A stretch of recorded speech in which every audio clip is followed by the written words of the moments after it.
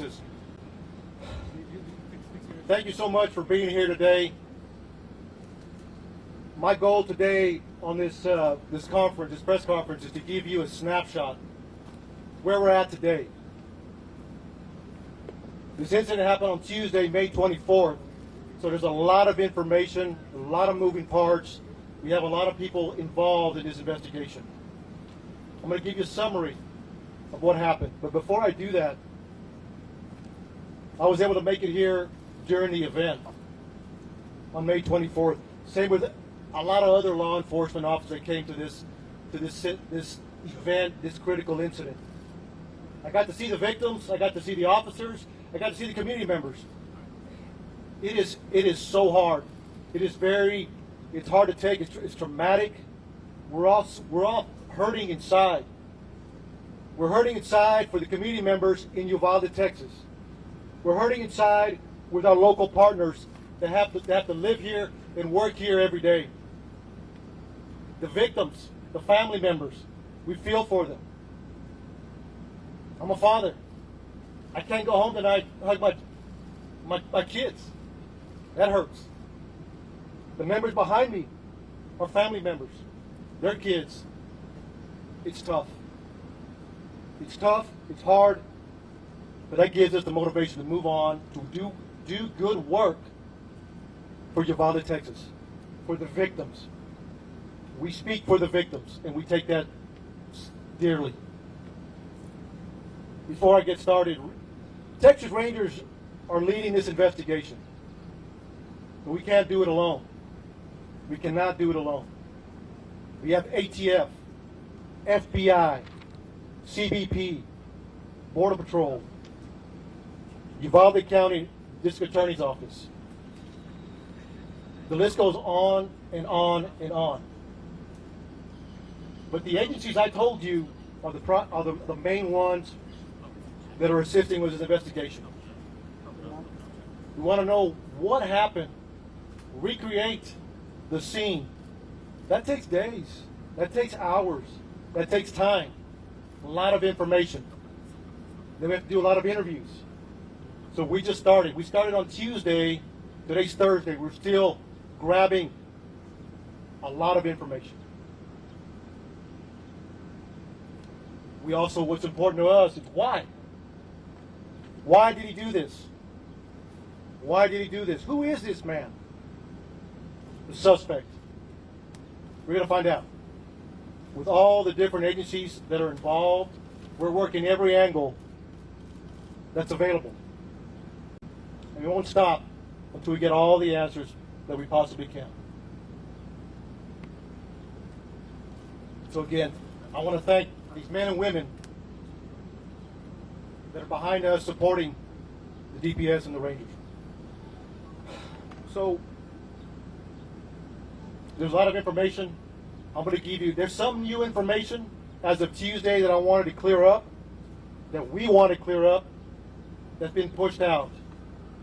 We'll continue to have updates in the coming days once the information is obtained and we're able to confirm and corroborate that. We want to make sure we're pushing out the right information. Early on, when we came in, we were receiving a lot of information from a lot of different locations. That's a baseline. You start there. We made some reports. But since then, we started doing interviews. We started working the crime scene, so we're cooperating. I want to share some of that. It's a small piece of information right now, but it'll grow within days. So please, thank you for being here and being patient with us. It means a lot. On Tuesday, May 24th at 11:28, suspect just west of here wrecks his vehicle, pickup truck that he took from his grandmother. He had just shot his grandmother in the face. She's alive. She's stable at this point. 11:28, he's sitting there at the bar ditch. He jumps out the passenger side of the truck. According to witnesses, he's got a long arm, rifle, and a bag. Later we find out it's ammunition. He walks around, he sees two witnesses at the funeral home across the street from where he wrecked. He engages and fires towards them. He continues walking. He continues walking towards the school. He climbs a fence. Now he's in the parking lot, shooting at the school multiple times. 11:40, he walks into the west side of Robb Elementary. According to reports, video we have obtained from outside, inside, and again, we're still combing through that. So bear with us. Multiple rounds, numerous rounds are discharged in the school. We're trying to get a number. We're in the process of analyzing that video. 4 minutes later, local police departments, Uvalde Police Department, the Independent School District Police Department are inside, making entry.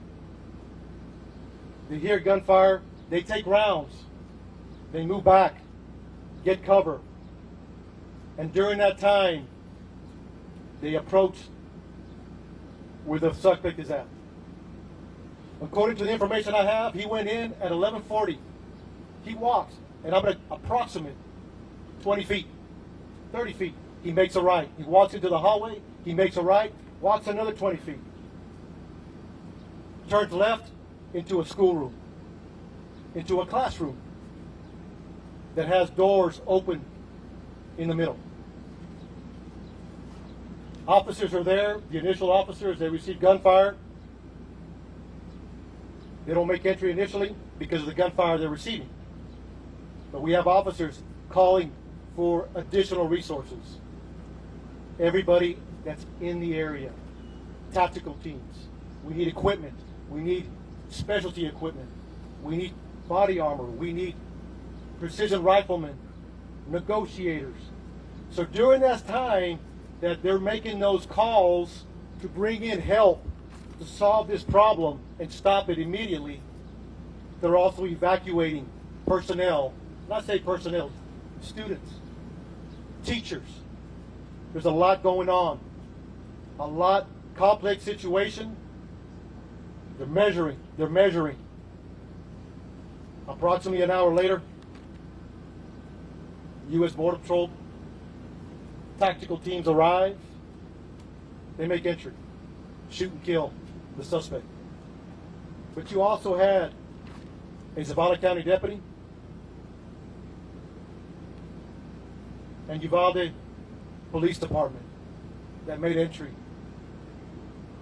and killed the suspect.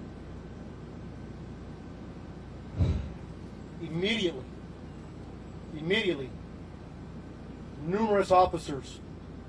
Now it turns into a rescue operation. How do we save these children? How do we save these children?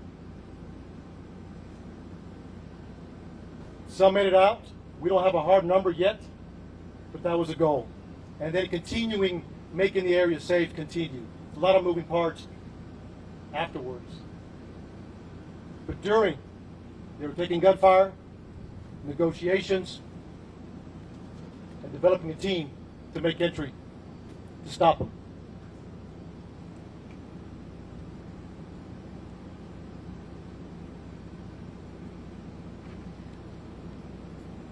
I'll take a few questions. And again, look, a summary. One more thing I forgot to mention that I want to clear up that came out early on.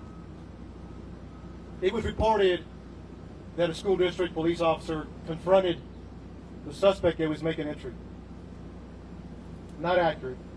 He walked in unobstructed initially. So from the grandmother's house to the bar ditch to the school, into the school, he was not confronted by anybody. To clear the record on that. 4 minutes later, law enforcement are coming in to solve this problem. Step by. So, just want to clear that up. That's very important. And again, this will happen as we move forward. So, Thank you. I'll take a few questions.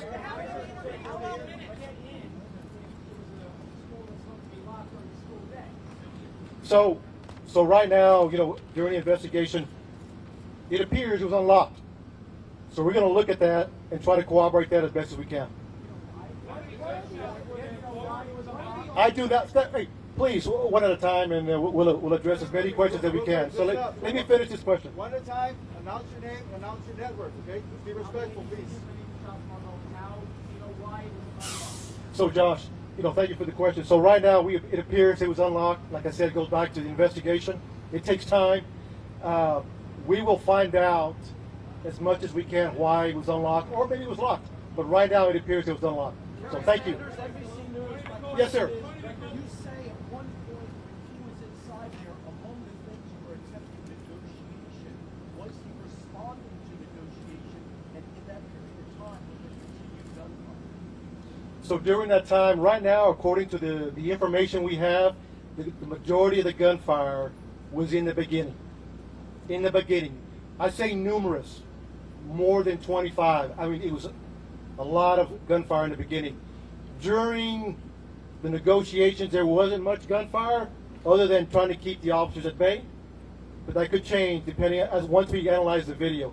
But right now, according to the information, he did not respond. My question is this: was there a school officer on campus, and was that school officer armed? Because that's what we've been told. So at this time, no. No, there was not an officer readily available armed. No. Was there an officer? No. Nothing. I can't answer that yet. I'll circle back with you again. As we do that investigation, we have all these questions we want to answer. So, but I'll get back with you, sir. Yeah. There's a 12-minute gap. There's a 12-minute gap from when he crashes his truck to when he enters the school. 12 minutes. What happened in that 12 minutes? So you got to understand, 11:30 is the information we have at this point that we can confirm. 11:30 a.m. the PD we got a crash and a man with a gun. And then you have responding officers. That's what it is. If it's 12 minutes from 11:30 to 11:40, that's the information we have right now. Look, at the end of the day, our job is to report the facts and have those answers. We're not there yet. Over here.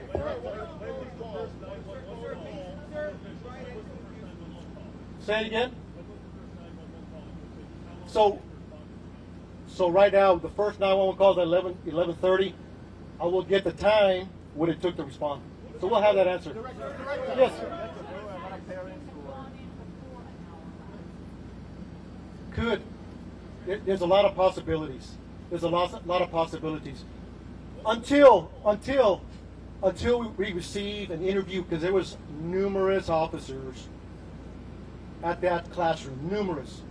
Once we interview all those officers, what they were thinking, what they did, why they did it, the video, the residual interviews, we'll have a better idea. Could anybody have got there sooner? You got to understand, small town. Yeah, people from Eagle Pass, from Del Rio, Laredo, San Antonio responding to a small community. Director.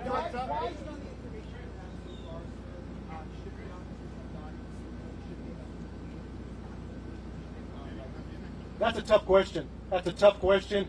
Again, it goes back. Our job is to report the facts. Report the facts, and later we can answer those questions. I don't have enough information to answer that question just yet. So, one more question, please.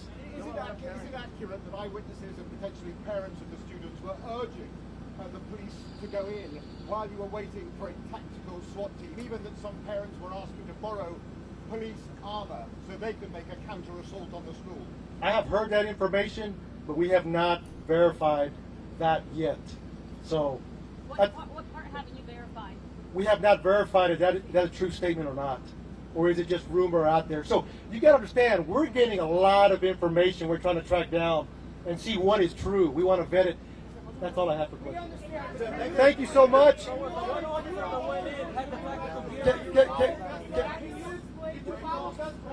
on.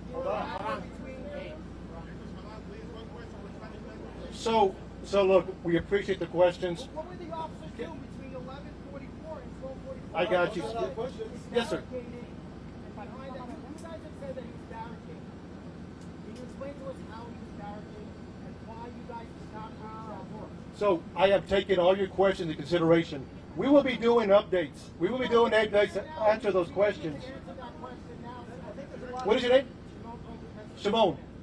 I hear you. Because we've been given a lot of bad information, so why don't you clear all of this up now and explain to us how it is that your officers who are in here for an hour, yes, rescuing people, but yet no one is able to get inside that building. Shimon, we will circle back with you. We want to answer all your questions. We want to give you the why. That's our job. So give us time. I'm taking all your questions. I'm taking them back to talk to the team. And How the door was barricaded? look, thank you for being here. We'll talk soon. We'll talk soon. Thank you. Thank you. En español. En español.